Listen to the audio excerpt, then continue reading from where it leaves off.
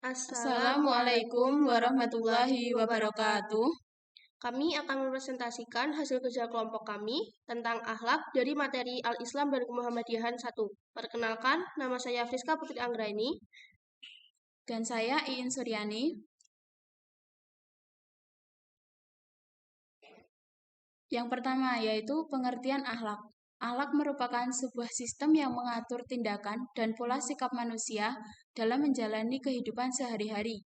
Dalam ajaran agama Islam, sistem nilai tersebut merupakan sumber ijtihad sebagai salah satu metode berpikir secara Islami. Akhlak memicu terjadinya tindakan dan hubungan antara Allah, sesama manusia, dan alam semesta. Yang kedua, makna akhlak dalam bahasa Arab berasal dari kata khuluq yang berarti tingkah laku, perangai, atau tabiat. Secara terminologi, akhlak adalah tingkah laku seseorang yang didorong oleh suatu keinginan secara mendasar untuk melakukan suatu perbuatan. Kemudian, akhlak secara bahasa diartikan sebagai perangai, tabiat, budi pekerti, dan sifat seseorang. Secara istilah, Imam Al-Ghazali menyebutkan bahwa akhlak adalah suatu sifat baik yang biasanya akan memiliki akhlak yang baik juga. Dan sebaliknya, jika seseorang yang memiliki sifat tidak baik, cenderung memiliki akhlak yang tercela. Selanjutnya, perbedaan akhlak, etika, dan moral. Yang pertama, pengertian akhlak secara bahasa atau etimologi. Kata akhlak berasal dari bahasa Arab. Akhlak adalah bentuk jamak, sedang munfaradnya adalah kholak, yang diartikan budi pekerti. Al-khuluq sifatnya diciptakan oleh pelakunya sendiri dan bisa bernilai baik dan buruk tergantung pada sifat perbuatan itu. Dari pengertian di atas dapat diketahui bahwa akhlak ialah sifat-sifat yang dibawa manusia sejak lahir dan tertanam dalam jiwanya dan selalu ada padanya.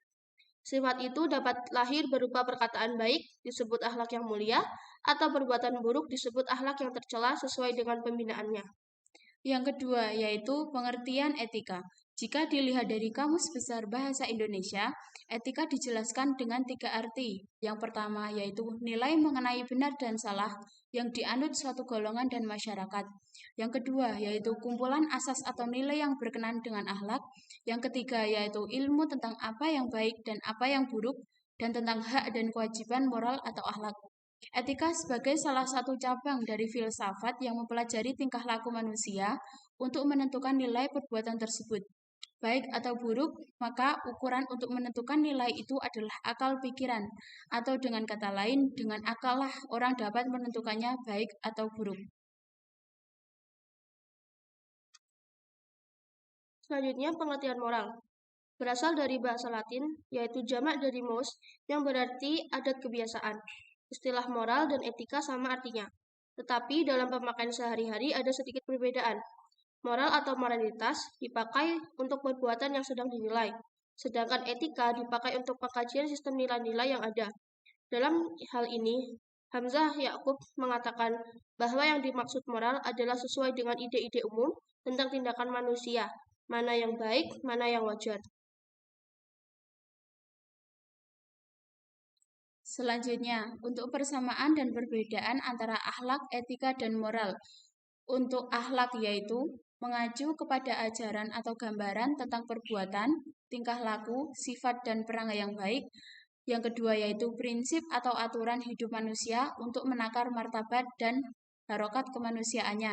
Untuk perbedaan akhlak yaitu tolak ukurnya Al-Quran dan As-Sunnah. Untuk yang kedua yaitu akhlak bersifat teori. Yang kedua, etika.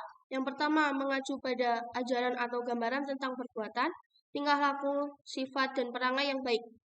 Kemudian, prinsip atau aturan hidup manusia untuk menakar martabat dan harokat kemanusiaannya. Perbedaannya adalah tolak ukurnya adalah pikiran atau akal. Kemudian, etika bersifat praktis. Yang ketiga yaitu moral.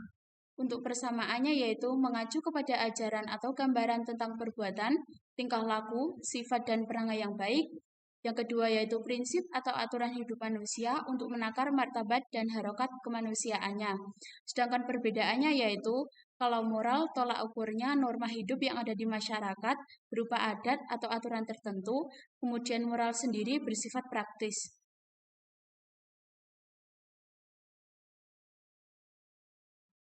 Sumber akhlak dalam Islam. Dasar atau sumber pokok pada akhlak adalah Al-Quran dan hadis, yang merupakan sumber utama dari agama itu sendiri.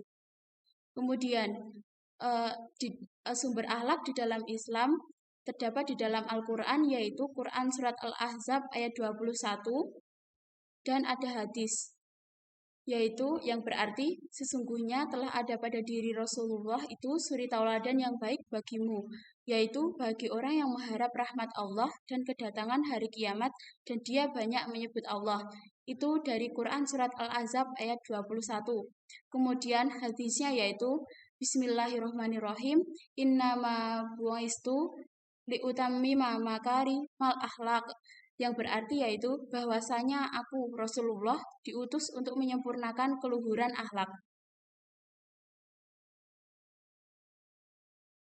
Kemudian, akhlak sebagai modal bagi keberhasilan hidup seseorang. Akhlak yang baik pasti akan membuat kita memiliki hidup yang tentram dan selalu merasa dalam lindungan Allah Subhanahu wa Ta'ala. Konsep 7B dalam meraih kesuksesan. Yang pertama, beribadah dengan baik. Kedua, bertakwa dengan baik. Kemudian, belajar tiada henti. Selanjutnya, bekerja keras dan ikhlas. Kemudian, bersahaja dalam hidup. Bantu sesama dan membersihkan hati selalu. Kemudian, manfaat akhlak bagi keberhasilan hidup seseorang yang pertama yaitu dapat menikmati ketenangan hidup. Yang kedua, tidak mudah terguncang oleh perubahan situasi. Yang ketiga, dapat menikmati hidup dalam segala keadaan. Yang keempat yaitu tidak mudah tertipu.